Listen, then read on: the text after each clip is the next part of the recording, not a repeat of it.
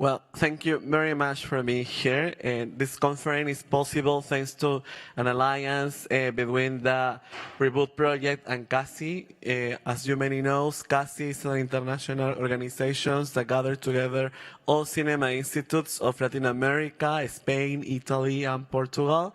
And we are also in charge of the Ibero-American Audiovisual Observatory. And at the beginning of this year, we began holding a series of conferences in Berlin. We had a conversation about gender equality and distribution. And here in Cannes, we have another agenda. We will have a conference that will discuss the definition of the European content and the challenges that face in Latin America, among with other topics as youth. For this panel, we have the opportunity to hear to Catherine Sarikakis from the REBOOT project, coordinator, and also professor of the University of Vienna. We have also from Spain, Maria Trinidad, and also Isabela Garcia, which are both researchers from the REBOOT project. And from CASI, we have Mariana Vargas, Commissioner of the Dominican Republic, and Marcio Miguel Rossi, Head of International Affairs from the Uruguayan Film Agency. So I will give the word to our moderator, Maria Trinidad Garcia Leiva. Thank you. Thank you, Michel Salazar. Welcome, everyone, to this panel on the circulation of European films, youth preferences, and Latin American markets, presented and organized by the Ibero-American Audiovisual Observatory, CASI, and the REBOOT project. The REBOOT project is a European Union-funded investigation that is focused on the audiovisual sector and the European film industry, and it aims to connect existing strengths, detect and overcome weaknesses, and very important for us, plan for the future, understanding perceptions, youth, and also trying to, if we can, influence policy and practice. The project is headed by the University of Vienna under the leadership of Professor Sarikakis in partnership with 11 institutions.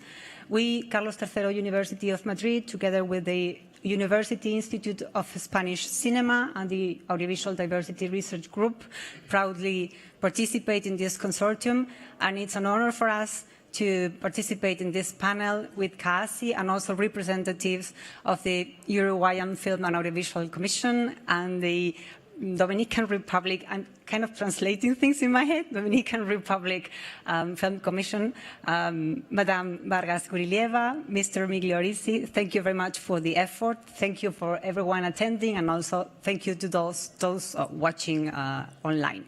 So today this is a big project. You can find a lot of information in the REBOOT project website, which is the rebootproject.eu.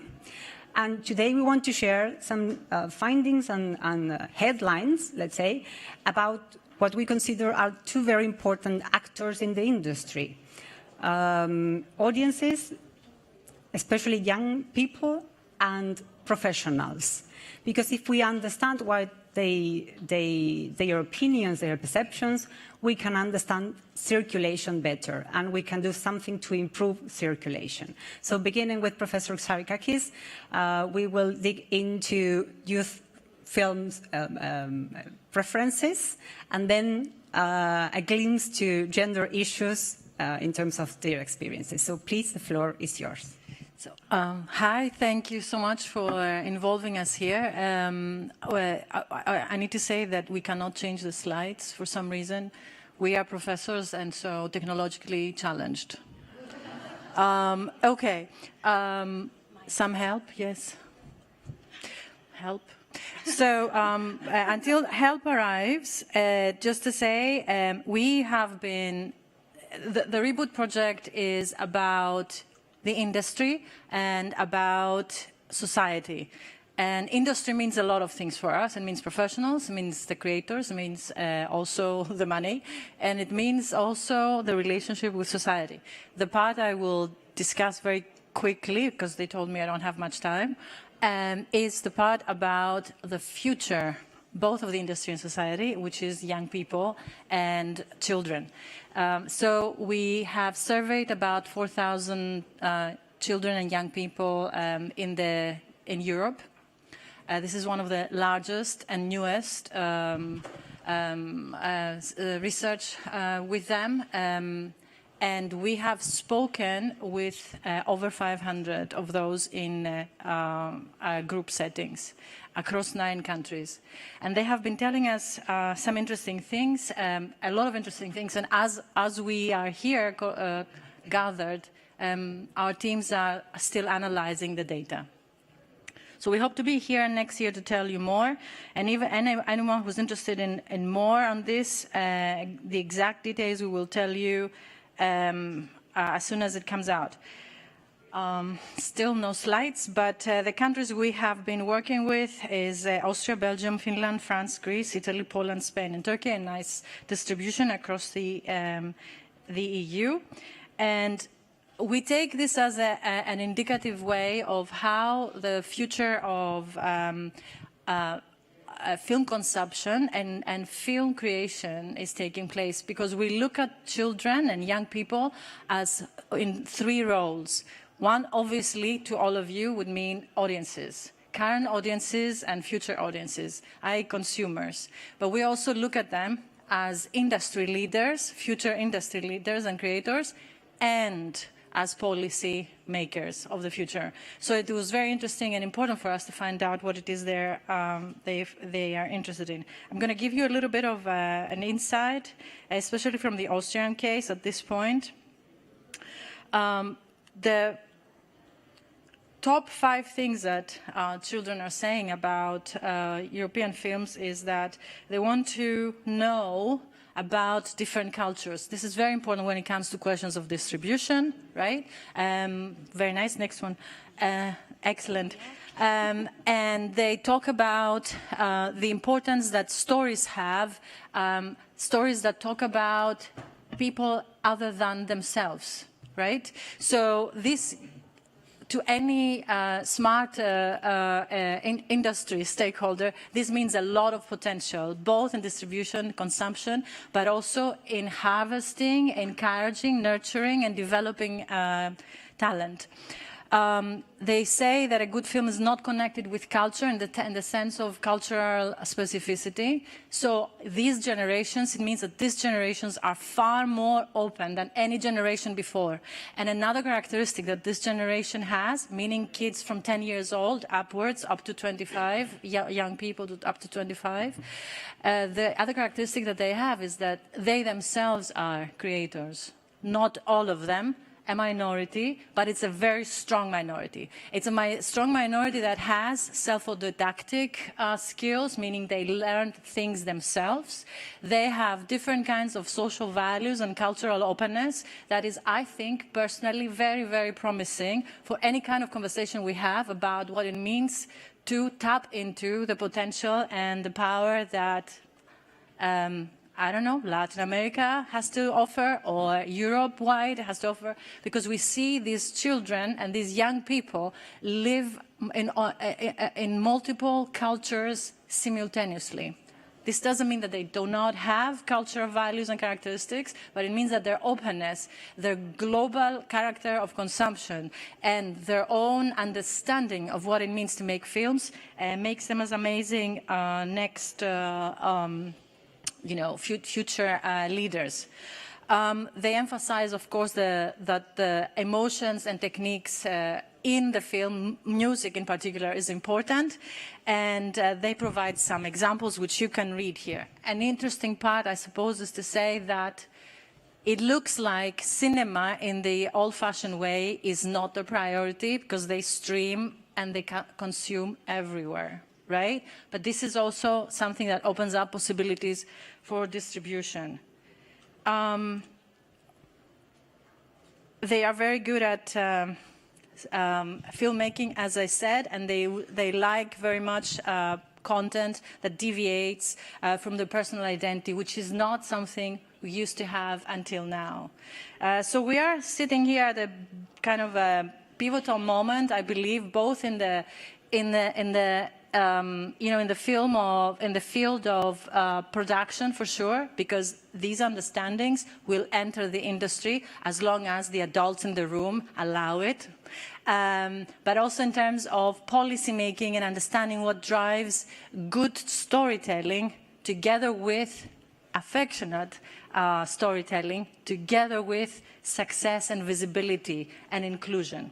Inclusion is something we can discuss later. You can see here, please, next one, some of the things that young people say. It will come as no surprise to you, is that elitism and structures that are prohibitive of financing, experimental ideas or even experimental stages among young creators are obviously prohibitive to their expression, the artistic expression, the alternative. And alternative means here not the recipe-like ways of storytelling. Do I have another minute? Yeah. Oh, thank you. Okay, great. Also what young filmmakers now, we're moved from children and youth to young filmmakers, say to us, this is, you have to see it, however, these three stages, you have to see them in a continuum, okay? As I said earlier, a lot of the children and young people we have talked to, they have talked about the cinema and film as something they consume. They have they know very well what they like, and they're very much, as I said earlier, open to the different, okay? So this means that dominant practices until now may see in the future that they are met with perhaps cynicism or consumers' rejection. I think this is a great thing, by the way. They tell us, next to this comes the idea of inclusion and the idea of not having spaces for their tastes, their preferences, and the things they want to say, the ways they want to say it. And this goes all the way down from what kind of story to tell, all the way down to how we produce the story. And a lot of them talk about teamwork. A lot of them talk about non-hierarchical structures, which of course they have to abandon once entering the industry. And there's a lot of emphasis on cooperation. The problems, of course, are for young people young creators very visible as they identify, as you can see obviously here on the screen, they identify the space and the role of women in the industry in particular as still missing. Not because there are no women or women don't have things to say or they don't know how to do things, but because of good old patriarchal values. We have a few insights here until 2022. The gender gap obviously insists. We have areas where women are better represented than others. But generally, women's roles still remain, behind the camera, still remain of the minority. And the highest percentage we have seen is up to 26, maximum 35%, as female producers or screenwriters or basically, or directors. And this is something that young people have identified themselves also through their own experiences. And I will finish here because I think there's a lot of information that we can share with you, but the numbers at this point are, a little less relevant. We have the numbers. I think the idea is to discuss what can be done and what is the what future steps can be made on behalf of all stakeholders, whether it's industry, us academics, or creators themselves. Thank you very much. The REBOOT project is a project about the what is, but what will be. So this is one dimension of the project, and now Isabella has to swim across the Atlantic to focus on what film professionals think about the European film industry, which is something that will resonate in many of the professionals that might be in the room, but is very important for others to know. So Isabella. Hi, good afternoon. Thank you guys for coming. This is part of a broader study about the perceptions and opinions of non-European film professionals coming from South Korea, South Africa, Turkey, and in the case of Latin America, the three largest markets, which is Mexico, Argentina, and Brazil, which is where I'm from, actually. The data here that we're showing in this presentation was collected through 46 interviews in the 3 countries studied, and also an online survey that had 239 responses across the region, right? Again, also the results will be reported in September, so there is a whole report with all the numbers coming, if you guys are interested, that will be available on the website. So talking about European cinema in Latin America. So Latin America is a very relevant and key region for European cinema, for European film industry, due to cultural, historical, and linguistic ties, which is quite obvious.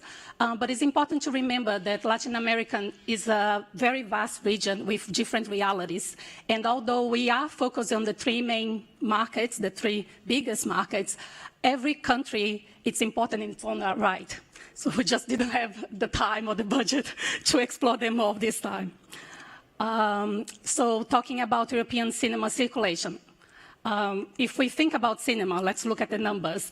It's very important to highlight that European films do reach Latin America. Having said that, the availability and the numbers vary depending on the country. But one thing that is quite consistent is the market share is quite low. So across the region, usually, in 2003, for instance, it's around 1 to 3%. This is not only the case for European films, it's also the case for national films that actually have a low market share as well.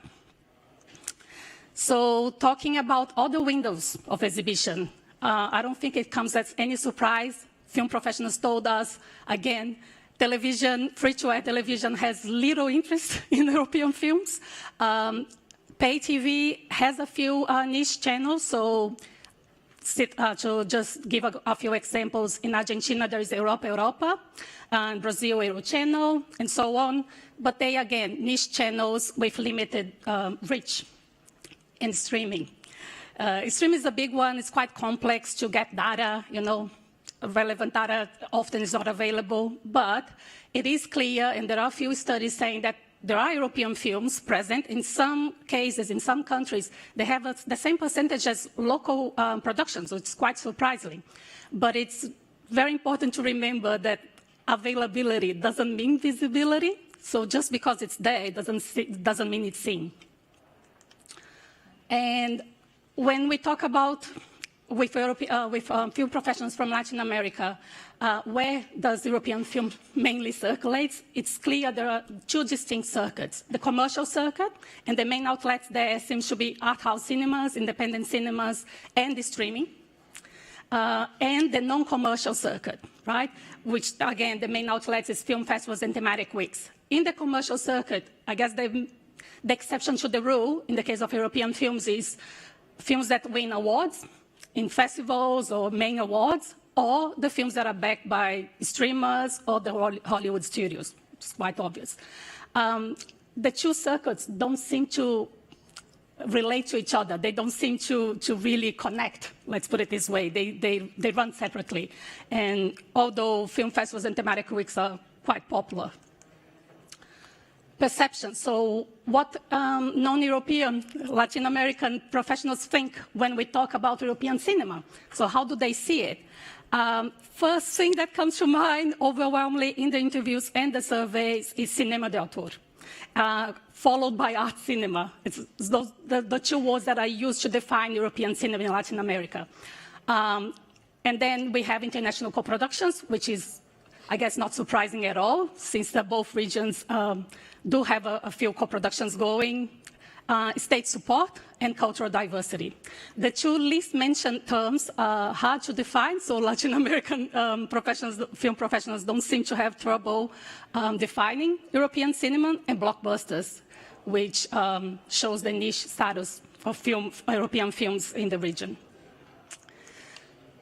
When talking about strengths, the strengths are closely related to the perceptions that the non-European film professionals, the Latin American professionals have. So again, international co-productions comes on top, followed closely by film festivals. So they mentioned this festival, Cannes Film Festival, of course, Berlinale, and so on. State support and cultural diversity, again, there are terms that are highly mentioned.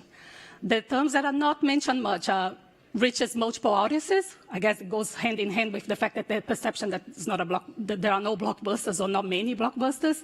And interestingly enough, IP arrangements, which came out in the survey, but during the interviews, many film professionals mentioned the European policies and the regulations that they have for the film industry and the audiovisual sector in general. So that's a surprising one. And finally, let's talk about the main obstacles. So I'm giving here the headlines. We don't have time to go deep. Hopefully in the discussions, we'll be able to talk a little bit about that more. And it might come as no surprise to Latin American film professionals since we're capturing their perceptions. But again, when we talk about obstacles, if we don't think about the fact that the region is dominated by Hollywood films, which is the first thing that is said. It's not just the region. I guess we could almost say the globe, but it's another discussion. And the fact that there is a high concentration of the exhibition and the distribution sector in the 3 countries studied, lack of awareness came out really high, and it's closely related to the limited marketing budget. So lack of awareness here, a lot of the film professionals were mentioning that the media coverage has diminished. For independent films, there are less critics, and also show times are no longer available. This has to do also with the fact that a lot of this information are not available anymore in physical media, and it has migrated to online media. So obviously, it is still available to an extent, but it's a bit harder to find. It is in social media, it is in online media.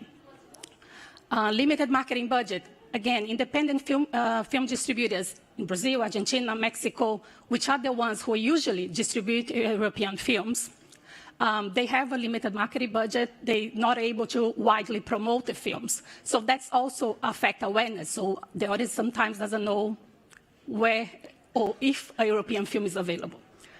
High risk to distributors. I'm talking again about independent film distributors. So they have told us that it is quite high risk to buy European films. The European films are considered expensive, mainly because of the currency exchange. There are other issues.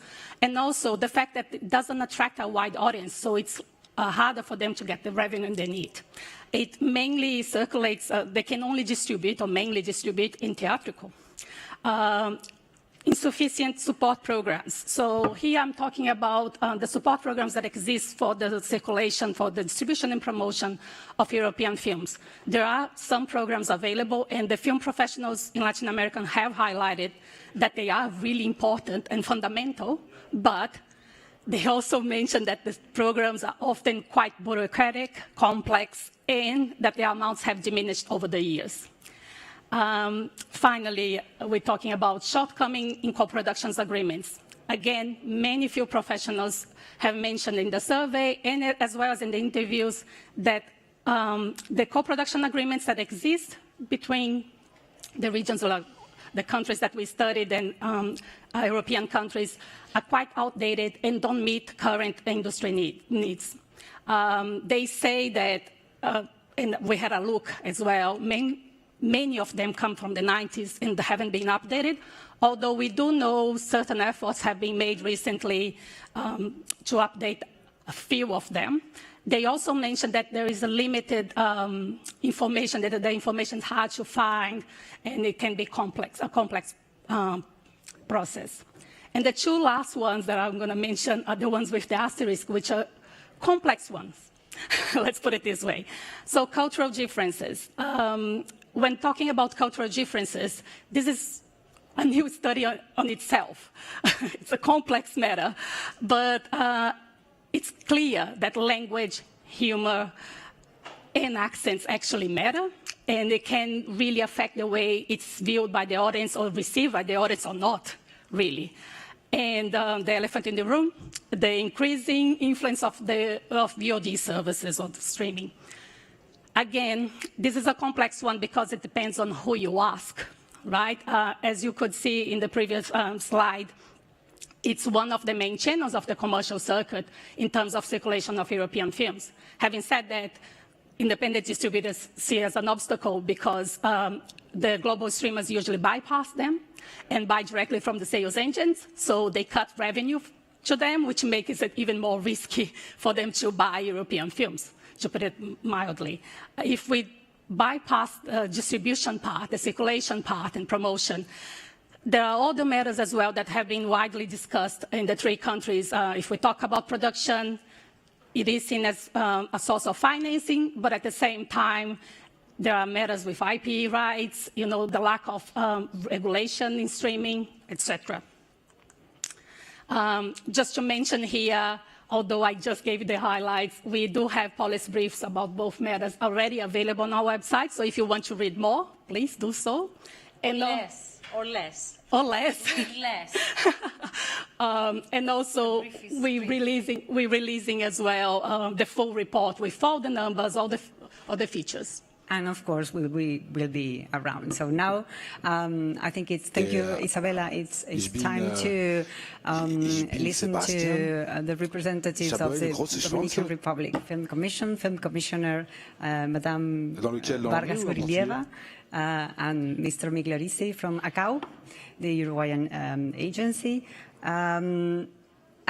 Maybe the thing here is to ask you what has been said and shared resonates in your countries. So if you please, for example, if you want to jump in first. Yeah, sure. Well, thank you. This has been very enlightening. And I'm not going to refer to the market ones, specifically the ones you presented, because the market is the market. I think it's rather more interesting for the audience to hear from the policymaker standpoint, which is what we are, the policymakers of our countries. I do agree that there's a lack of awareness, and these type of reports bring a lot of clarity.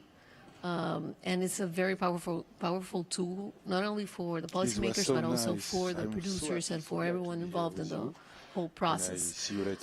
And by lack of awareness, it includes spreading out the info, accessing the info, I do agree.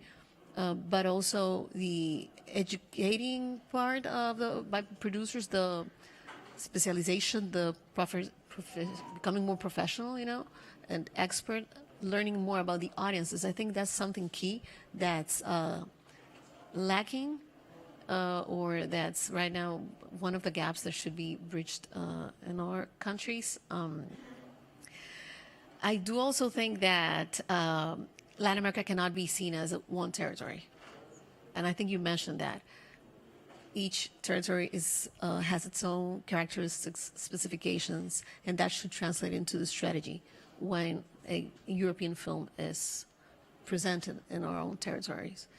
And also, I think we should start taking away the stigma of niche film to the European film, because that's the way you're gonna limit your audience, and you will stay in the non-commercial circuit. And I think one thing that I found very interesting from your report precisely is that it's limited to the non-commercial circuit, and that's not what you want.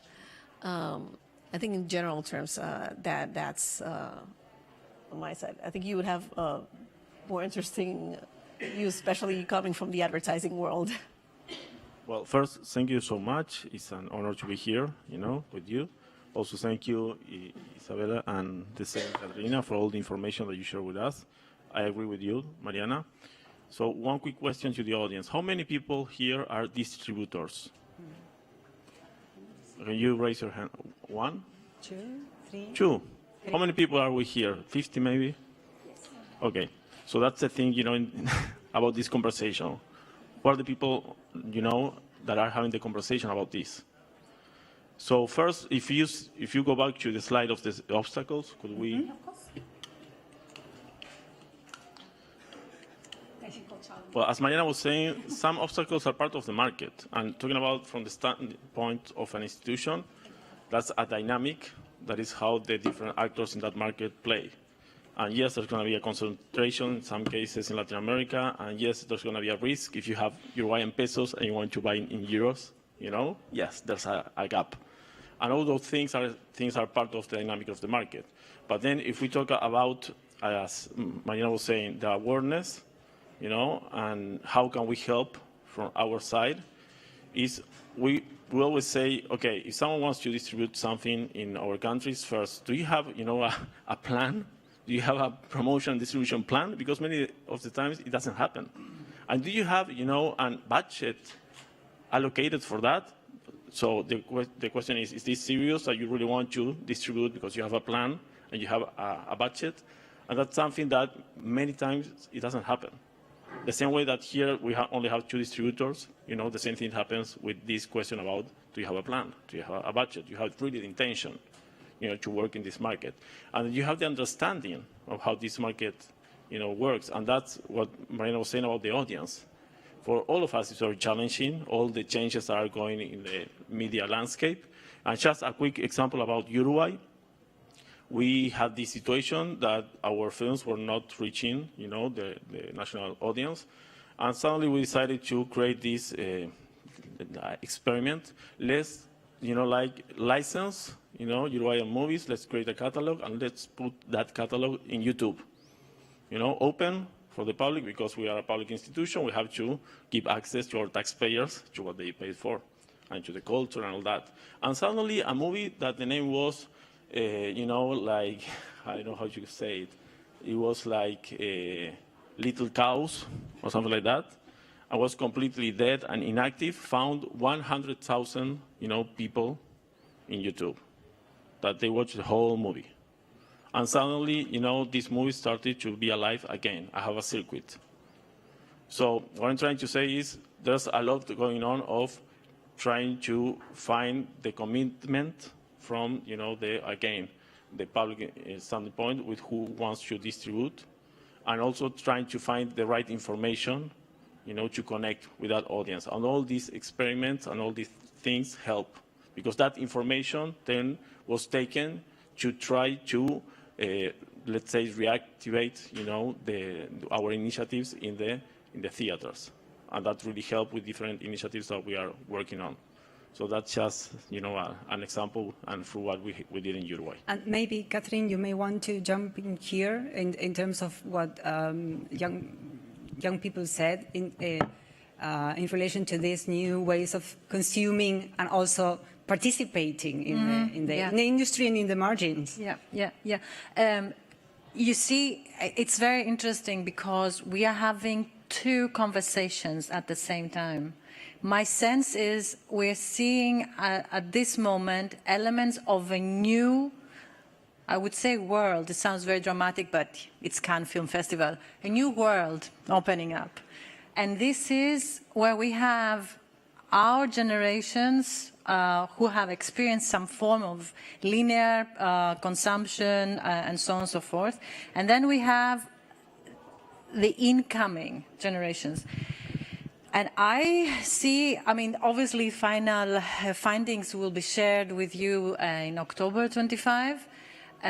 But what we see very strongly is that this openness in every aspect of filmmaking, which means the story, the way in which we access the story, who makes it, and in which language it is communicated, there's an openness that wasn't there before. Now, I think what's happening here, the key would be to make whatever content which is required to be diverse and global and universal in experience and value for these audiences. I think what is required here is still to make sure that the language of transmission is the one that audiences are familiar with. But audiences are familiar definitely with English, quite a big part. Of course, we're talking about also kind of privileged audiences, but at the same time. So you have the national and you have the English of whatever kind of story comes in, then you have an audience. You have multiple channels, you develop audiences. You create openings in the industry from the policymaker's perspective and the industry itself for newcomers to come and play and learn, and you present them with platforms that are more inclusive than what they are now, you will have more audiences.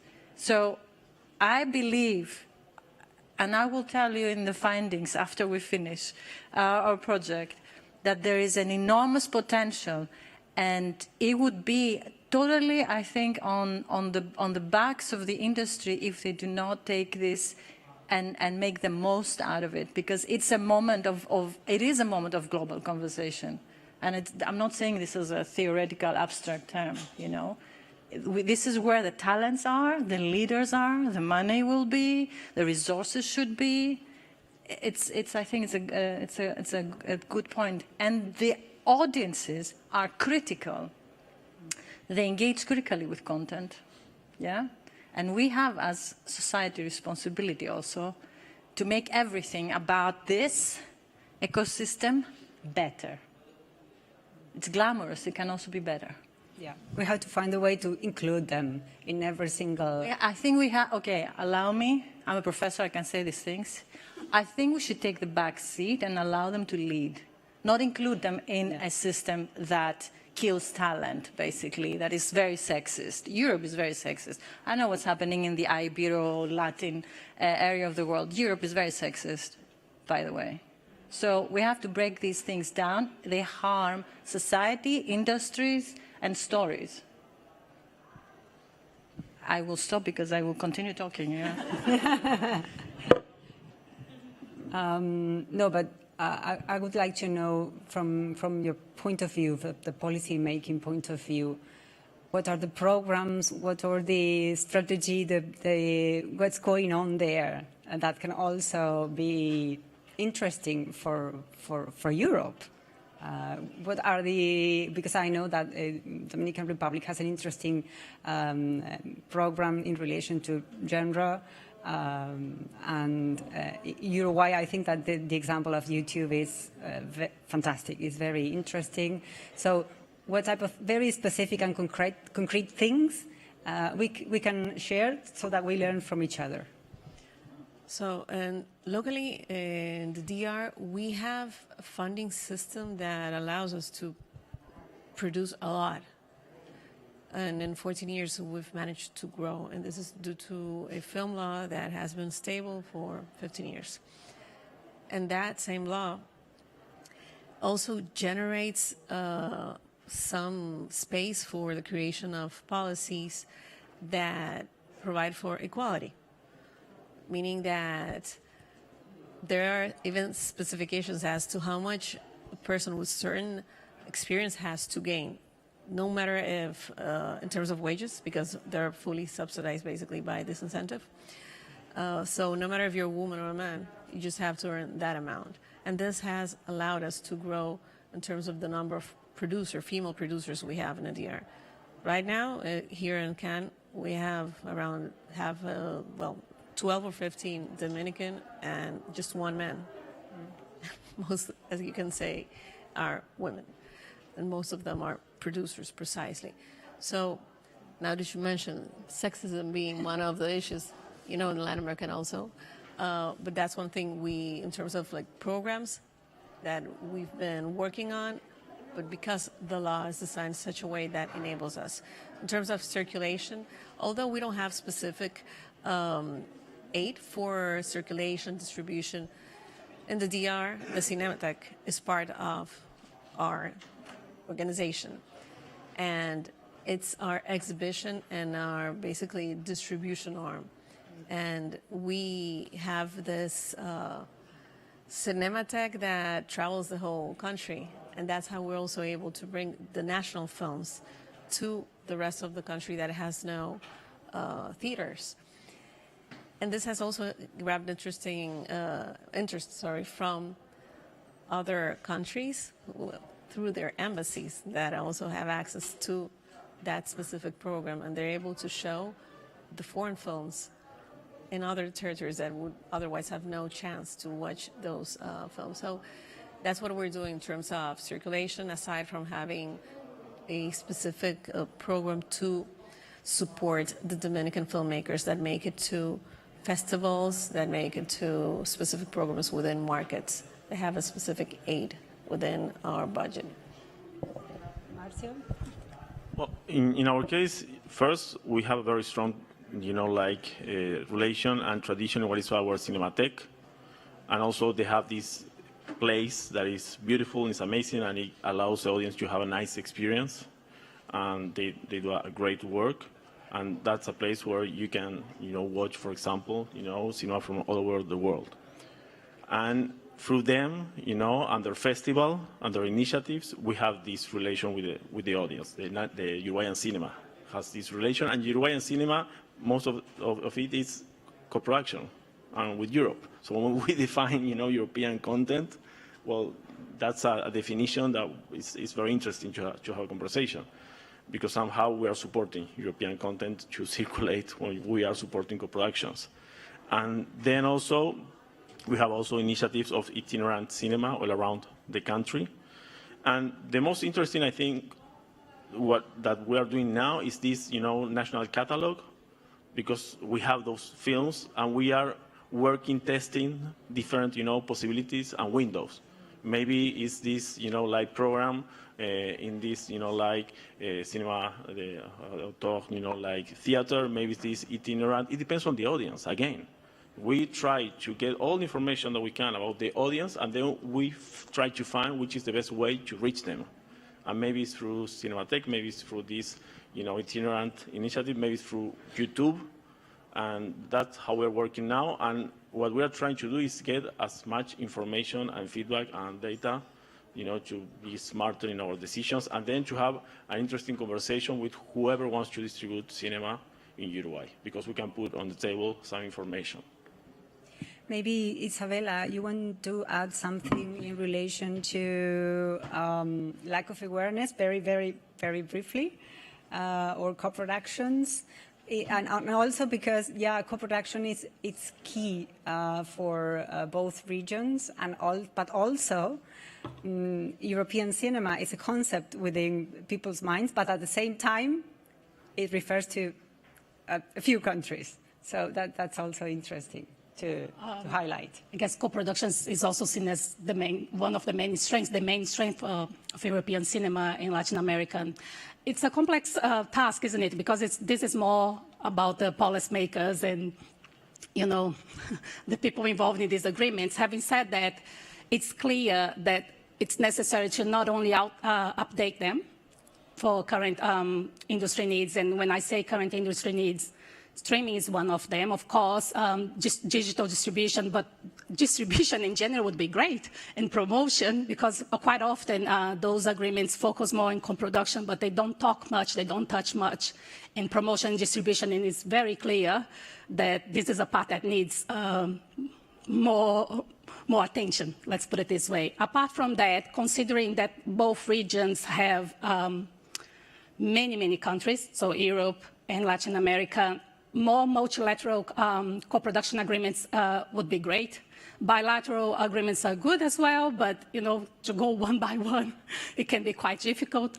Another thing that could help the film professionals reach those agreements is actually making sure there was some sort of central database, maybe multilingual. A lot of them were saying how complex, how difficult it is to go from a different website each time with a different language each time, trying to find out what it is exactly that it means, so they can apply, so they can go through the motions. So all of these could actually facilitate and make co-productions easier, I would say so. In the talking about lack of awareness, I think Marcio reached a good point there. To be honest, and I understand this is asking a lot of independent distributors, and quite often they can't really do that, I suppose, but more and more, considering social media and you know, online media in general, you need targeted marketing campaigns. You actually need to know your audience. You need to go to social media. Influencers are important. In Argentina, for instance, we have a channel that's called Te lo resumo, okay, basically just summarizes the films and has about 7 million followers. So it's big.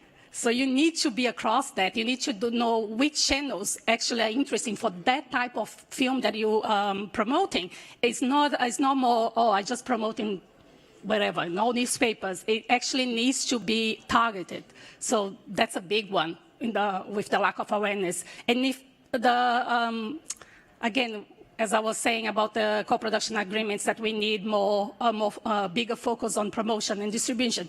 If you make the film, but no one knows the film exists, then again, and it's not just a matter of, good stories. You know, good stories always reach the audience. Do they? Because a lot of bad stories reach the audience with the right promotion. So just something to think about it. Yeah. So we have to wrap up, but I want you to have the last words. So in a minute or so, share with us all your key message, your beginning with Marcio, for example. What is that you want to, with all? Well, again, from the institutional standpoint, the only thing is we're trying to put on the table all the tools that could help whoever wants to distribute cinema, but it's a matter of understanding what exactly, when we talk about the title, the product, or whatever you want to call it, to understand exactly what you have in your hands, and then to understand exactly who you want to reach. And then when you know from where to where, then we can find that reach, and with the tools that we can put on the table, maybe we can help from the institutional standing point. But it's a conversation about an ecosystem and how it works and what is the role of each part.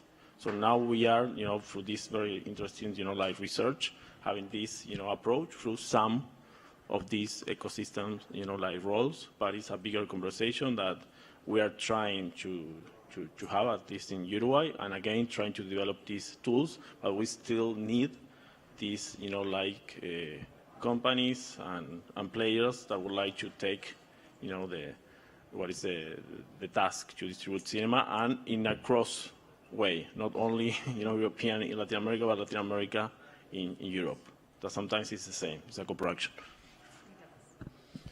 So yeah, I agree with what Marcio has said. Again, I think this is a matter of awareness. And I would have to stress the use of data. I think it's something that's lacking a lot in our countries.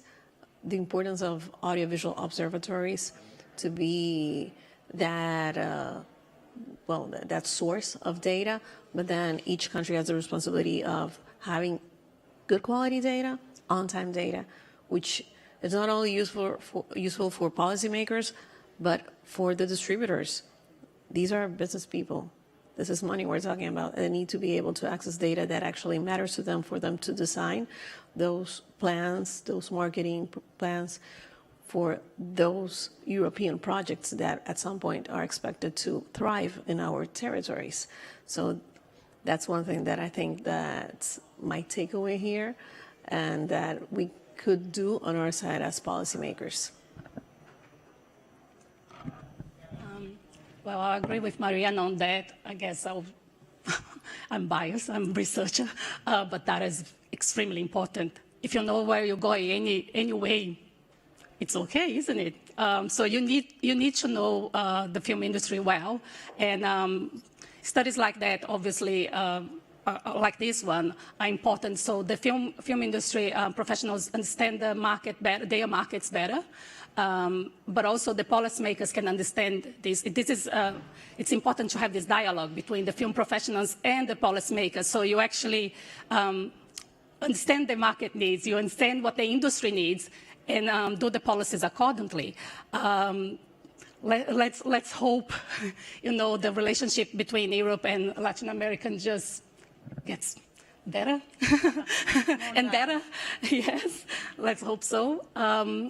One last thing, because there are so many film professionals here, please do come talk to us. It would be great to hear from you. If you disagree as well, I want you here. It would be great to continue the discussion. And on that note, since there are no magic wands, or are they, I want to ask you questions. Are there any creators here in the audience? You can, don't be ashamed, just raise your hands.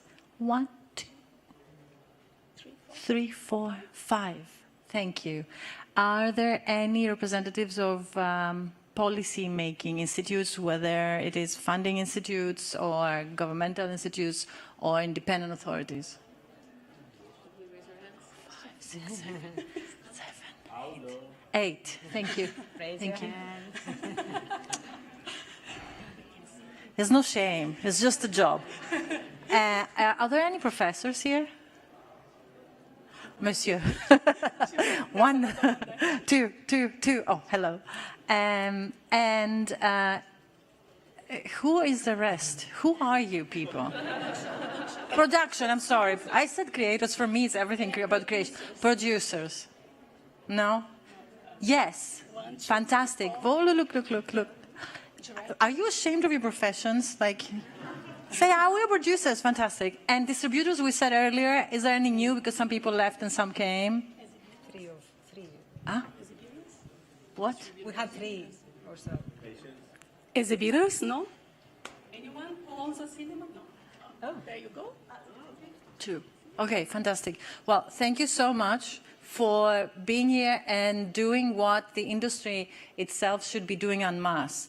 Because I think the last word, so to speak, in a conversation is let's talk some more. And more of us talk some more. I believe that we are living in very exciting times of potential. And I'm not saying this because I'm trying to sell anything, except to ask you to QR this. Yeah? Because then you can come to our website and you will see what we do. And we have more in store. But seriously, do get in touch. We are everywhere on the websites and the internet. Do get in touch to share or vent if you want, or to just connect, or because you're curious, or because you're bored with what you're doing and you want to expand your horizons. And of course, the idea is that we keep talking of inclusion, transparency, and the next topic for next year's festival would be the role of public institutions in supporting the industry, because we have a lot to say about that, by the way. And with that, thank you. Thank you. Thank you all for attending. Thank you to those watching online. Thank you. To this Technicians and organization. Yes, thank you very much for helping us. This panel on circulation of European films, health preferences, Latin American markets, presented by the Ibero-American Audiovisual Observatory, the DECASI, and the REBOOT project. Thank you. Gracias.